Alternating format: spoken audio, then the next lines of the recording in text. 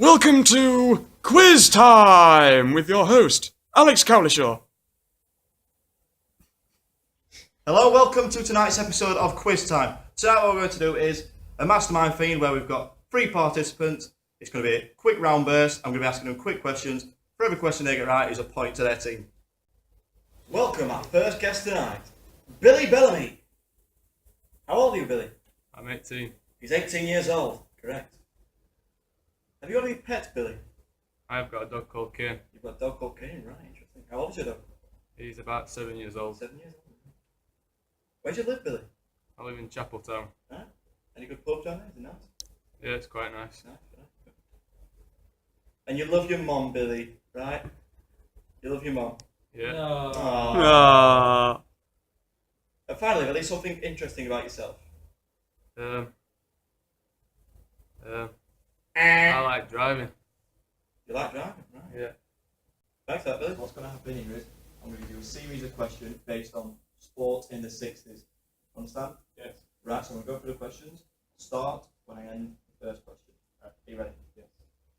Question number 1, Billy Bellamy from Chapeltown and loves his mum. What major change happened in 1957? In 1957, there was a document called the Wolfenden Report that were created, but it weren't published until 1960. Correct. In 1960, which party was in government? The Conservative government, and their view on sport, obviously, they didn't really interest them, so they didn't make a lot of effort into it. Right. And did, in your view, and in the view of the nation at that point, did sport have a big participation level at this point? No, it didn't. It had a low participation level because pretty much when people left school, they went straight into work and just forgot about sport altogether. Right. In what year was the Wolfenden Report later published? You've already touched on it, but I believe it was 1960. 1960, yeah. And did this have any sort of link to what you just said about the participation levels? Yeah, it did because at that time the Conservative government was in party. The Conservative government didn't really have an interest in sport at that time. They just didn't see it as necessary. They'd rather just be more interested in other things. Yep. And which part of the Wolfenden Report, named the something, was linked to a lack of participation in youth? You don't know the answer. And the answer about multiple is the gap. So the gap, which was 16 to 18-year-olds leaving school, then going into work. It was looked upon as there was a gap between that where they would then go straight into work. So at that point, they probably coal mined or something. They completely missed that sport. They needed more opportunities in sport, which they're saying. So start sport at an early age, build up, and participation levels increase. Right. So in the 60s, how many sports centres was there in the UK? I believe it was 4. 4, correct. Yeah. Have you got any reasons for this? Well, I'd imagine it's because, again, linked to the Conservative government, they just didn't have an interest, so they probably thought, what was the point in creating sports centres if they didn't have an interest in it? Yeah. Which council was created in 1965, Billy? The Advisory Sports Council. Sports Council. And what were their aims? What effect would this have? They wanted to increase participation levels in sport, and by doing this, they wanted to create more opportunities to like you talked about the gap before. They wanted to reduce that, so create opportunities to get more people into sport. Yeah. What is amateurism? Well, amateurism is pretty much the opposite to professionalism, and so I'm afraid I'm a bit lost on this one. I'm not worried about it. So amateurism it's talking about the lack of professionals, so a lack of elite sport. So in nowadays, a team like Barnsley, the local team, wouldn't have been classed as a professional team because there wasn't that many opportunities, so it would be classed as an amateur level. But now, because it's a bigger, more participation level, and because there's a want for football in this local area, there's more want for it, so it's become an elite sport because they need more local teams, more at a higher level at that point. So, what's your view on international sport? Right, Billy, welcome to round 1. what we're going to do here is I'm going to ask you some questions on sport in the 60s. So, any sort of area. Are you nervous? I'm a little nervous. Right, so any questions you don't know, I will then answer them. Okay. Right? What I'm going to do is how you scored is, from your knowledge and speed of answering, we'll come up with judges at the back, we'll come up and make a score out of 10 at the end. Right, you ready? Yeah. Right, so question 1. What major change happened in 1957? In 1957, the Central Council for Physical Recreation appointed a committee which later came up with a Wolfenden report. But it weren't published till 1960 anyway, so. Right, so in the 1960s, which party was in government? I believe Conservative government. Right. And what was their views on sport? They didn't have a real big interest in sport, so they didn't really invest a lot into it. So it took a bit of a less. They weren't really interested in it basically. Right, and did this have an impact on participation at this point? I believe it did, yeah, because the participation levels at the time, obviously people left school and went straight into work, so sport was just forgot about. Right. Right, Billy, so next point is going to be about the gap, which is in the Wolfenden report. Can you tell me a little bit more about this part? The gap, it sort of rings a bell, but I'm not too sure. Right, fine. So the gap was submitted by the National Council for Sport Schools, claiming that there was a fault with post-school sport, as not many students took part in sport after they left school. So from the years of 16 to 18-year-olds, they were going straight from school to sport. They believe this was because the weakness between schools and adult clubs, so there weren't really much link between schools and clubs, so maybe a local team or something. So what was happening was people left school, they went straight to full-time work and abandoned playing sport, as there wasn't really a pathway to progress their skills, so there wasn't really many options for them. Playing sport wasn't, it was more interested in elite performers rather than amateur performers at that point. I guess that's pretty much everything for the gap. So the next point is going to be facilities. So you've touched upon the government at this point. What were the facilities like at this point? Well, I believe in 1960s there were only 4 sports centres throughout the UK. So obviously I would link that back to the Conservative government because they weren't really interested in sport, so they didn't see a need to build more sports facilities. Not many people participated anyway. I'd imagine the facilities wouldn't have been very, very good anyway, to be honest with you. Yeah. And that's really all I can think about for that.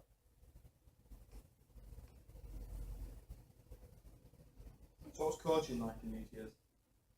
Coaching, I believe coaching weren't a big thing. There weren't a lot of coaching qualifications at the time, so people couldn't. There weren't a lot of coaches because there weren't a pathway to become a coach.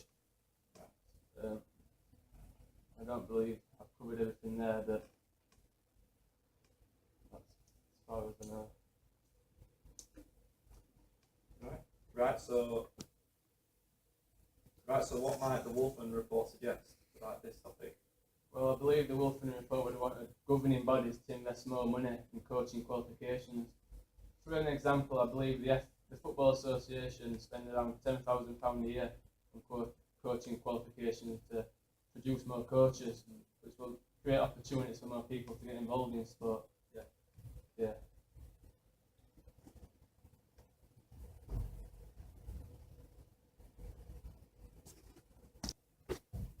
They believe that Oh my! Billy. Right, Billy, what was the financial constraints like at this point? Well, the government believed that manpower overruled facilities, you know what I mean. So they believed that if you wanted to get better at sport, you went out and did it yourself. Yeah, they also talk about potential sports centres in London, so a major city. But they wanted this central area because they realised that they wanted this in a central area because they realised the cost would be too much, and in conclusion expressed their unease at the idea because they wasn't really at this point they didn't really want to spend this sort of money on one area, obviously because like you said, manpower. Yeah. This again could relate to the Conservative government. So, as you said, they weren't massive on sports. They weren't something they were willing to spend a lot of money on. Right, Billy. Can you explain to me what amateurism is? Well, the Wolfenden report understands that the vast majority of people that played sport in Britain at the time weren't elite performers, so they were obviously amateurs. They obviously took part. The people that took part in sport at this time were people that did it for love at sport, so they weren't getting paid for it, and that's obviously what I class as an amateur. Yeah. Suggests that, yeah. That's what I think amateurs are, yeah, amateurism. Sports side. Also, amateurism suggests that top amateur performers, so people that could be elite in today's age, were often denied the chance to reach their goals because they couldn't afford travelling costs of going away. So a lot of people now you see go abroad to get that training camps.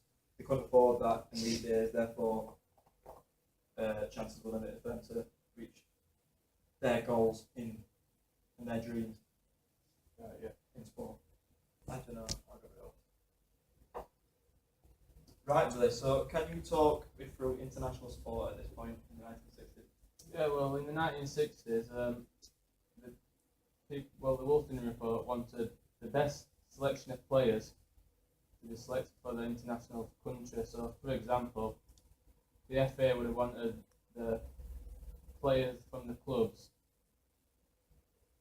We wanted the best players from the clubs to be selected for international duty, and obviously they were a bit of a problem because the clubs felt that they belonged to them, so they didn't really want to let them go on international duty.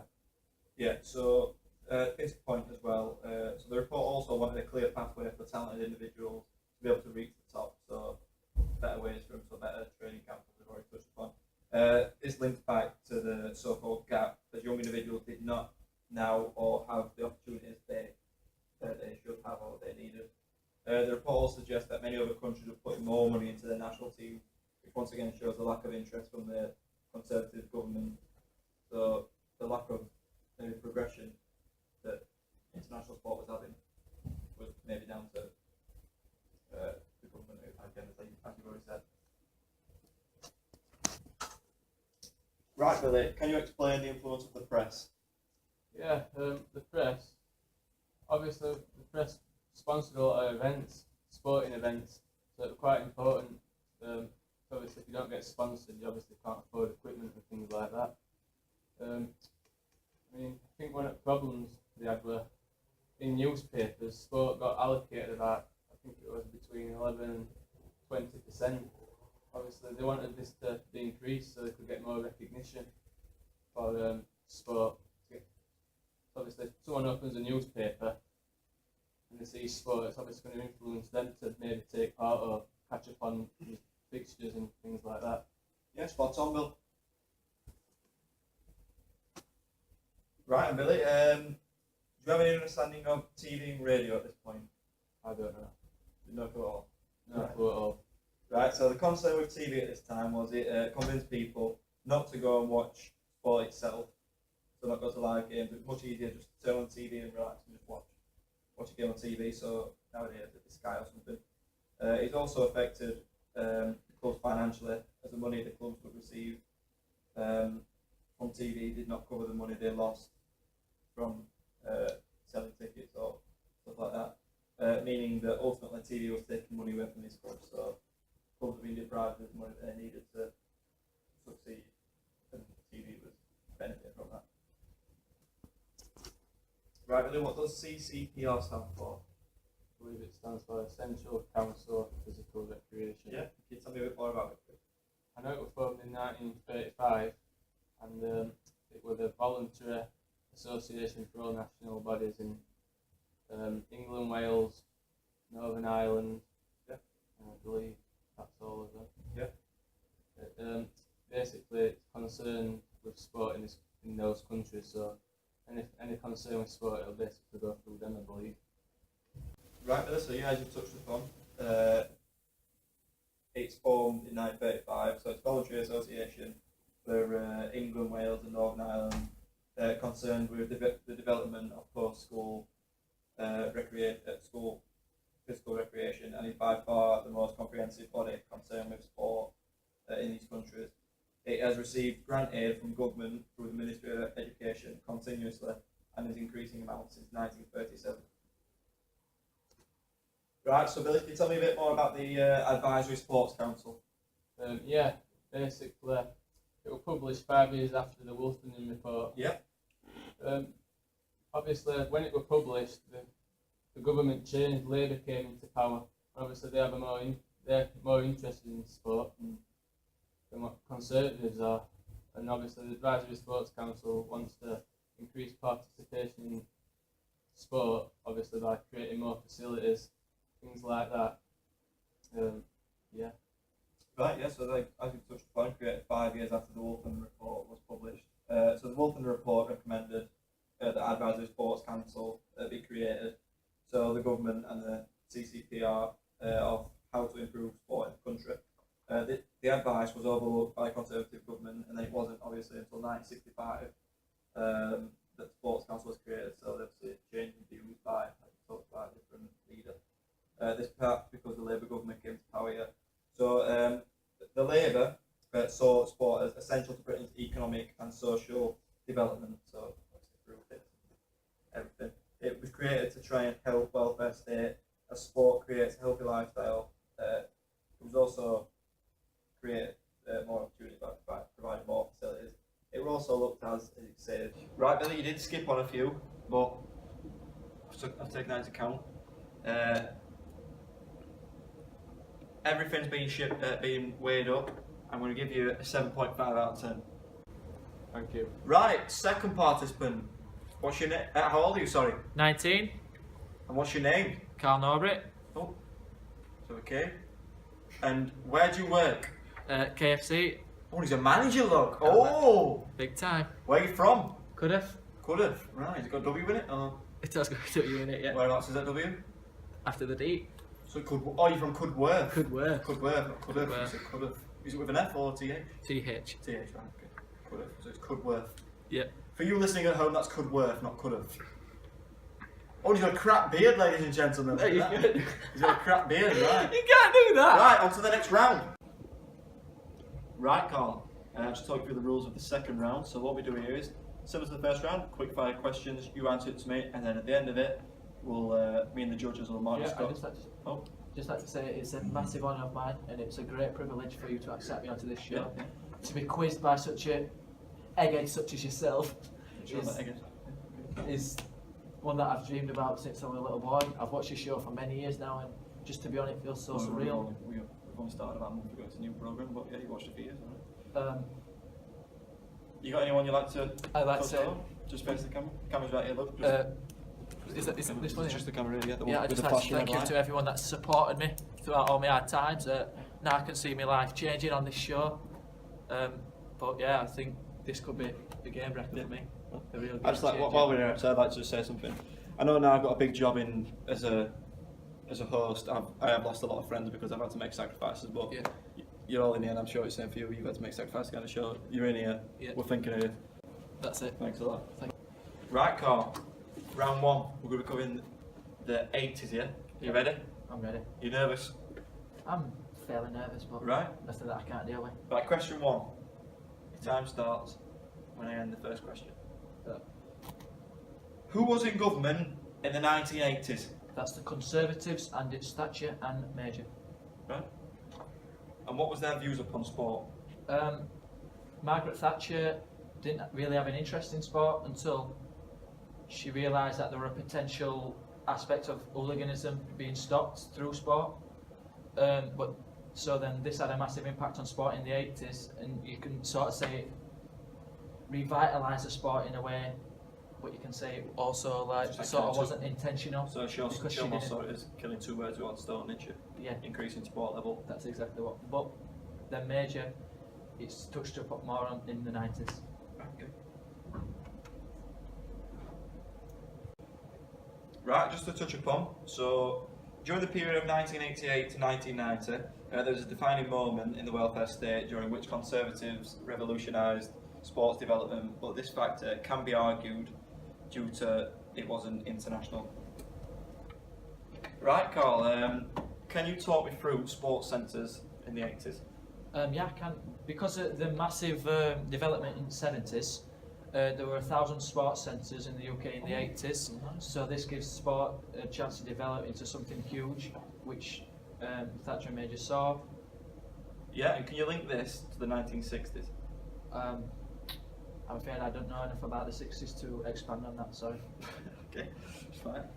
Right, so in the 1960s, there was 4 sports centres, Right.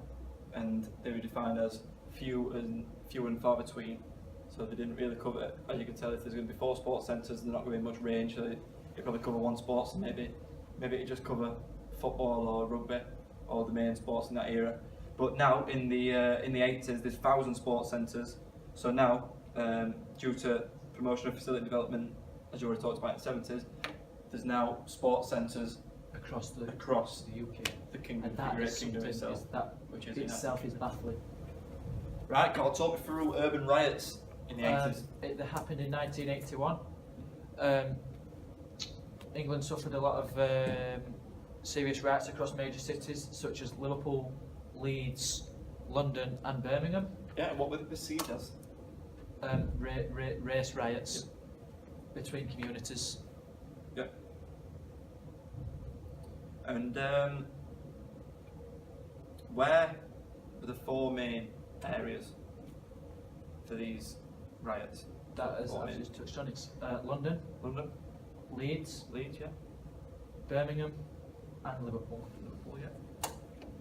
Right, yeah, so just touch upon again.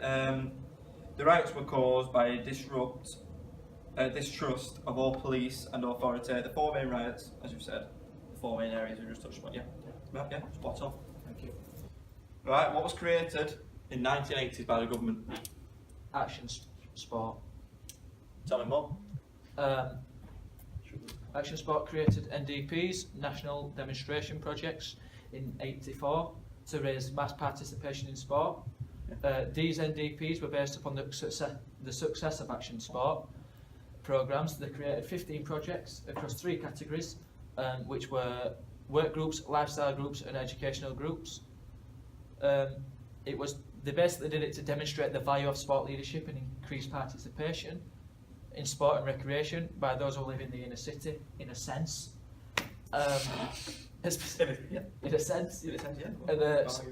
and unemployed together with other designated target groups, such as the disabled, ethnic minorities, women and those over 50. Yeah, right, so as you've touched upon, in the early 80s, government noticed that certain groups of society had lower numbers of participation, so as you just said, you've just pointed them out. Tried to raise the participation levels in the regions where they thought the participation levels were being dragged down, in a city. So these are what these projects and the Action Sport development programs did to help sport in the 80s. Right, so sum up the work of the Sports Council in the 1980s. Again, the Sports Council had a products. This obviously it was sport, and they were trying to advertise to their customers, which was the British public. Sports Council weren't trying to reach out to the general sport playing public, but more to the sort of non-participation groups. Yeah. Which were? It's I'm sure it's 14 to 24-year-olds, I think, 45 plus, and then also disabled. Right, yeah, so it's disabled, 45 to 59-year-olds, and 13 to 24-year-olds. Right, thank you. Yeah. Carry on. The Sports Council got sort of a campaign going. It's called the Sport for All campaign, and this will play a huge part in their efforts to stimulate sport participation. The start of the decade with the disabled campaign, handing out leaflets and posters delivering them around to sort of leisure centres, sports centres, social clubs, disability organisations, just trying to encourage people to think of ways in which they can bring disabled people into sport and into work. The Sports Council were pleased to see governing bodies now including disabled people in the work after this sort of advertising was in place. There was also full backing with the Sport Council all over the UK, and participation packs were mailed to town halls, factories, libraries, social clubs, community centres, etc. as well, to sort of influence them to start sport. Yeah, so have you got any information on the next two or on the other two aims? Or I've not really got much. Right, yeah. So they then did two other major campaigns. You've already touched on, so 45 to 59 and 30 to 24. So, and then their biggest ever campaign, which got a lot of sponsorship, one of which being Weetabix. So Obviously, big sponsorship. Big sponsorship, big name, yeah. So this was the 13 to 24-year-old participation. So the most important and most challenging group of all, because school, spare time. Yeah, it's sort of a Plus the young as well, aren't they? So quite naive. So you embed that in their brain from a young age and take it to later life. So participation levels ultimately did increase hugely in the 80s because of these campaigns by the Sports Council, especially in the areas where sport didn't really cross their minds or have any involvement. So you can say you just touched upon. Right, thank you. Right, can you name me the four sections on the sports development continuum? Yeah, I can. It's foundation at the bottom, sort of grassroots level. Then you go up to participation, where you like to do it, and it's just there. It's a spare. It's a hobby. And then it goes up to performance, which is not professional, but it's sort of Regional. county sort of level. And then it's elite, which is obviously professional, your national. Your World Cup, your top performer. Where you see your role models, Your Ronaldo, your Ronaldos. your Ronaldos and your Yeah. David Beckhams. So Why was it created and when? it was created in 1988, and it was created because of the success of the NDPs. Right, yeah. Can you tell me a little bit more on it, or? I can't now. Right, so the continuum shows the path that sports performers take when progressing through the levels that you've talked upon. You've talked us through the levels. Should have got the Sorry, there's some pressure on it. So yeah, continuum shows the path that the sports performers take when they're progressing through the levels of participation. So the route they take. Can we just get Bob on a sec? Come on, Bob. I should have got that. He's just with venue and he's just all this exhibit. Alright. Yeah, you're ready to carry on. Cheers, Bob. Cheers for that, Bob. Go drink of water. Okay. Right, so the continuum shows the path that sport performers take when progressing through the levels of participation. The size of each section represents the amount of people participating in each level. So if you can imagine a triangle, elite goes from foundation, Less a small minority of the elite. Yeah. And gradually it's bigger as Yeah. you put it down. Yeah. Just think of a triangle. Yeah. Just a triangle. I think like the, just think An that, 180 degree just think the triangle. foundation's got a roof. Just think the foundation's got a roof. Do you know what I mean? And then break through them roofs to get to elite. Just break. Right, Carl, you're very well in that round. I'm very impressed. Obviously, we had to get Bob in because pressure got to you a little bit. I wanted to give you an 8 out of 10, Carl. Yes. Yay. Thank you, mate. Thank you. Right, Mr. Gill, how old are you? I'm 19 years old. Have you lied? How old actually are you, Mr. Gill? 32 years old. You're 32 years old, yeah. And what's your favourite Dish. Yes, what's your favourite dish? What do you like the most? What? Any subject, what do you like the most? Oh, I don't know. What did I say? What did I say to you? Cricket, yeah. Cricket. Oh. Says here that you like food. Well, You like to eat food a lot, yeah? Right. Yeah. Next one. What's your name, sorry? Matthew Gill. Matthew Gill, right. Who's going right? Look, yeah. Where are you from? High Green. Right. Oh, interesting fact about you. How many kids do you have, Matt? Oh, I think I've got 4. Is it alright? Yeah, you've got 4 kids. You have got Little 4 kids, rascals, right. all of them. Right, Gilly, so the first round is going to be a series of questions about the 90s, or sport in the 90s. Your first question is going to start in a second. Are you ready? Yes. Right. In 1992, what happened? What major talking point happened? The Department of National Heritage was brought in. Yeah? And can you tell me a little bit more about it? Can you It amalgamate? was to increase the number of participants in a variety of different areas, including sport and others such as arts. Can't think of any more. Right, so I'll talk through a few more. So a number of functions. So it was arts, broadcasting, film, sport, architecture, historic sites, and royal parks and tourism.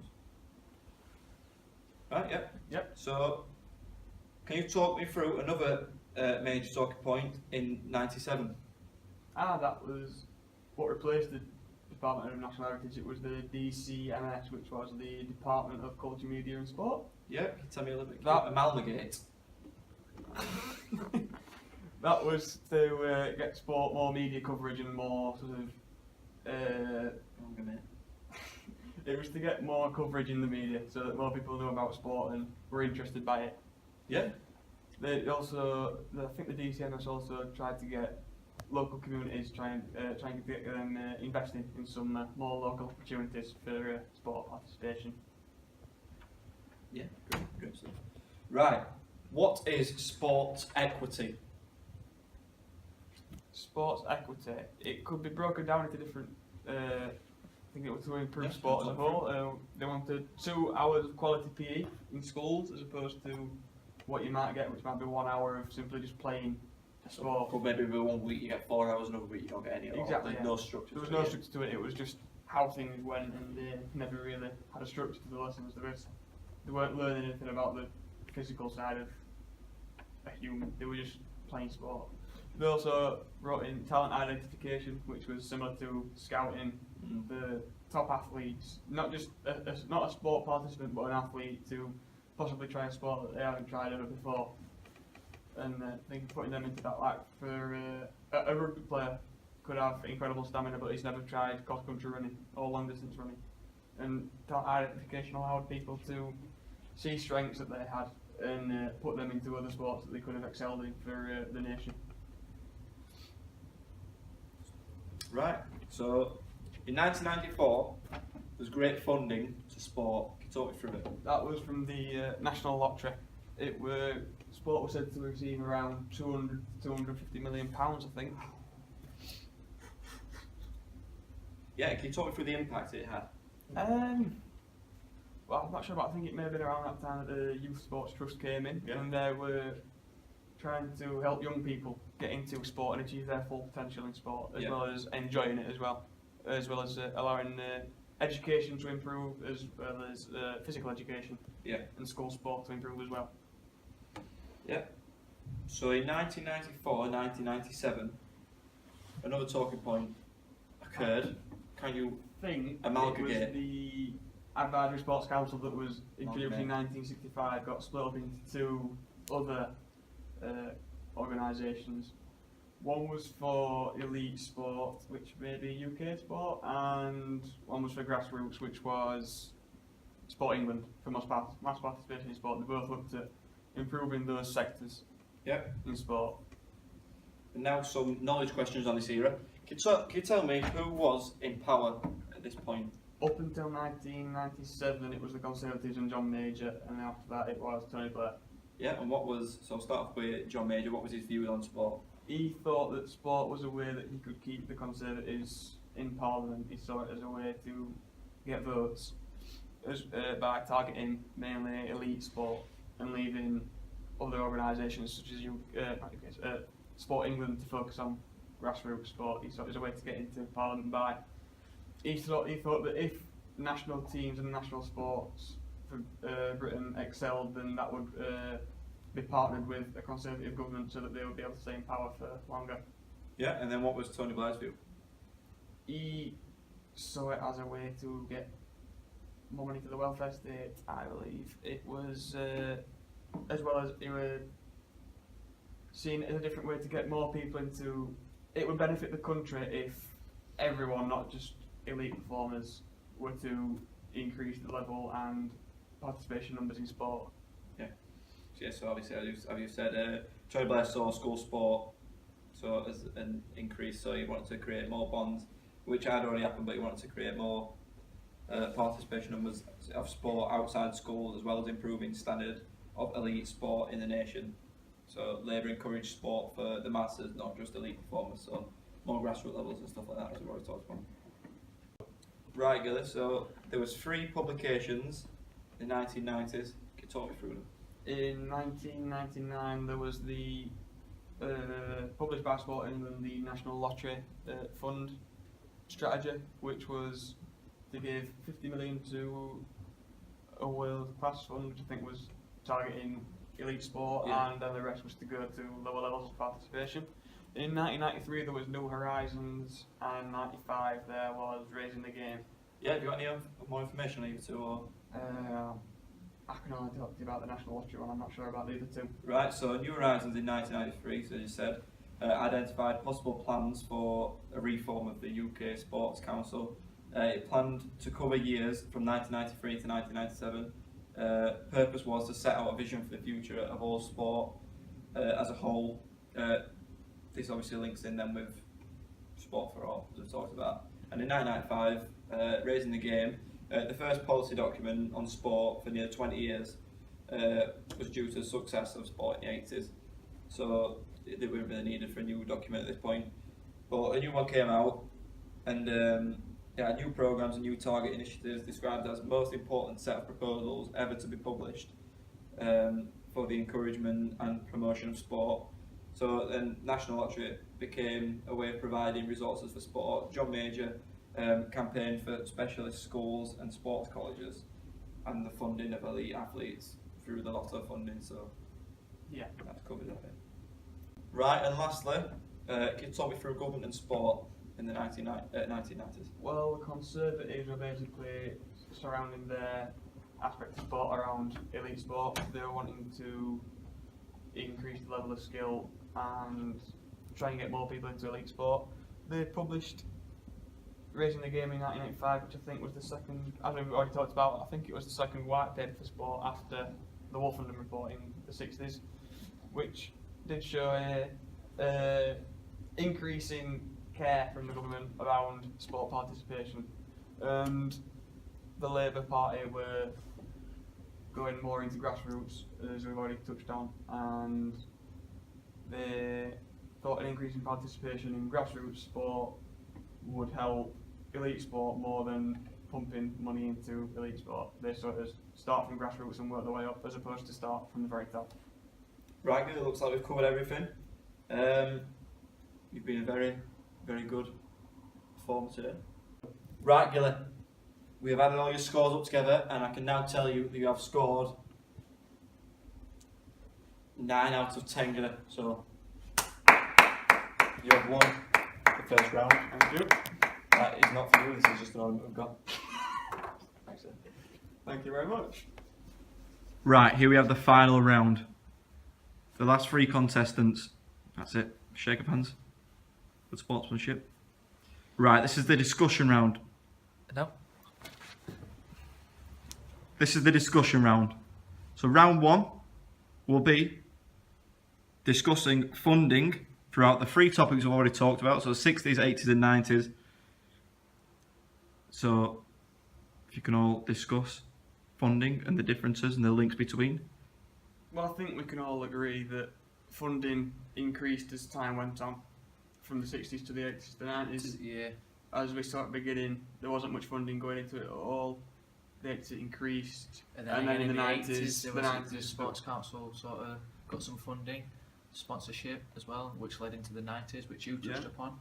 I think another common thing we can all agree upon is once Labour in power, the funding went up. Yeah, that may have been to do with what else came in though as well, such as things as the National Lottery, that helped with funding a lot. Yeah. That really what, £250 million is a lot, especially for Especially sport, in the 90s as considering, well. especially in the 90s. Yeah.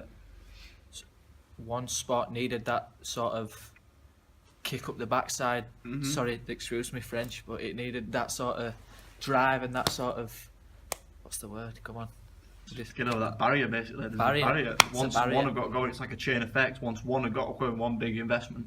and then so on, so Like forth. a domino so. effect. later decades. Yeah. The domino Yes. effect, maybe, Gilly. What do you think upon that? Well, the domino effect really started solving different problems. It broke down that first initial barrier, and then sport. The government was able to break down those barriers and help every little thing, as well as we can go on to possibly facilities, maybe, or are we still sticking around Yeah, for yeah, funding? Oh yeah. yeah, as we saw in the 80s when there was more funding in, we saw more facilities coming in from 4 to 1,000 from the 60s to the 80s. Yeah, 80s is what I touched upon. Yeah, there were in the UK there was 1,000 sports centres.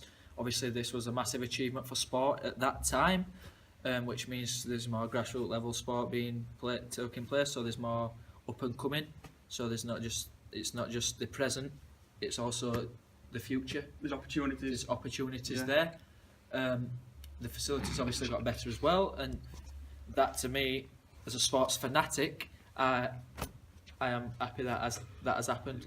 Yeah. Sport today wouldn't be what it is Without that without that sort of drive and distinct funding, Funding. what word are you looking for? facility. Yeah, and how can you link facilities from the 60s to the 90s?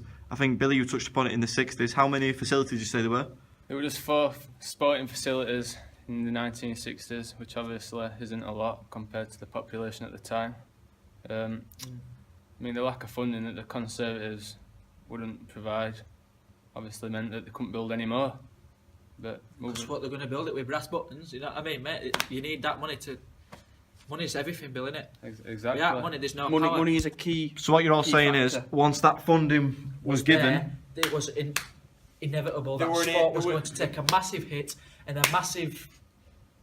and can you link that maybe to the government at that point? So in the Well- 60s, Yes, because the funding, well, in the 60s, sorry, and possibly, yeah, I think it was basically the 60s, that the government even said they were thinking about, or it might have been the 80s, I can't quite remember, but they said that they would like to have brought in more facilities, but they thought there was a more efficient way to increase the level of participation than building facilities. They thought that they could do it themselves. Yeah, I agree so on that. What basically you said there. manpower, weren't it? Manpower. Rather than Better building. than the power of facilities to be able to increase the level of participation, yeah. Anything else you'd like us to touch upon? yeah, one last Chris? point I just wanted to touch upon. Chris Tarrant. It's not many. Okay. This is a little So what's that last thing you want us to do, sorry? just a Just technical difficulty. technical difficulty. Bear with us, thank you. Oh, Siri. Just saying Siri's not available. I'm not actually asking for Siri at this point. Just get there in a second. I'm just blanking at Carl's crotch.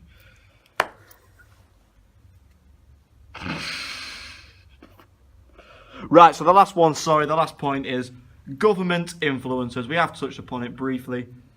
Well, it was the aims of the Amalgamate. government. It was the aims of the government in certain times. Amalgamate. I mean, in the 80s it was Margaret Thatcher and John Major. Margaret Thatcher didn't have a real strong opinion on sport and thought that sport, how can I put it? Didn't benefit the Took a country backseat. enough. It wasn't a necessity. It wasn't a necessity, it was something that should be done in leisure time or something that people should do in their own spare time.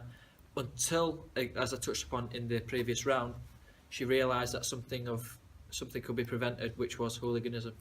But as in John Major's case, as Matthew touched upon in the round previously as well, he was more of an elite. Yeah, I think you can make a very good comparison between the 80s and the 90s with the fact that the Conservative government was in both, but they still had a difference in opinion with John Major. And Giving more, Maggie. yeah, obviously Thatcher not caring for much of sport as John Major did, but I suppose the beliefs behind why sport was a good idea was different between the Conservatives and the Labour government. Between the 80s and 90s was huge with, obviously the more funding that came in the 90s. Oh, to touch on that, Bill? Yeah, I mean, recurring theme what's happening here is Conservatives obviously aren't too keen on sport. 'Cause in the 60s, it was the exact same. Exactly. You've used the key term there, Bill, and that's reoccurring. That were reoccurring. It were a rut that they were in, and it were a rut that they couldn't get out of until this sort of funding. Until possibly John Major John or Major. The real problems occurred, Yeah. which was the hooliganism and the riots. Yeah, and one last point I want to talk about on the governments is maybe the policies that they brought out and the different. I think they came. I think it was huge in the 60s with the Wolfen report. That was the first white paper, and then obviously the second white paper, the Raising the Game, that really helped sport in a way. It showed a great interest from the government, which is again very different between the Labour and Conservative government. The fact that Labour saw it as a key sort of aspect of being able to create a healthy country and a healthy nation. Yeah. By making physical activity sort of rather important as well as sport. Anything else you'd like to touch for us to touch on, Alex? Or is No, I think that's perfect. Yeah, I think we've covered everything. right? Thank you. Thank So you. we've got Matthew Gill, 32-year-old from High Green, Carl Norbury, 19 from Cudworth or Cudworth, and Billy Bellamy from Chapeltown, 18 years old. Thanks for that. Thank you.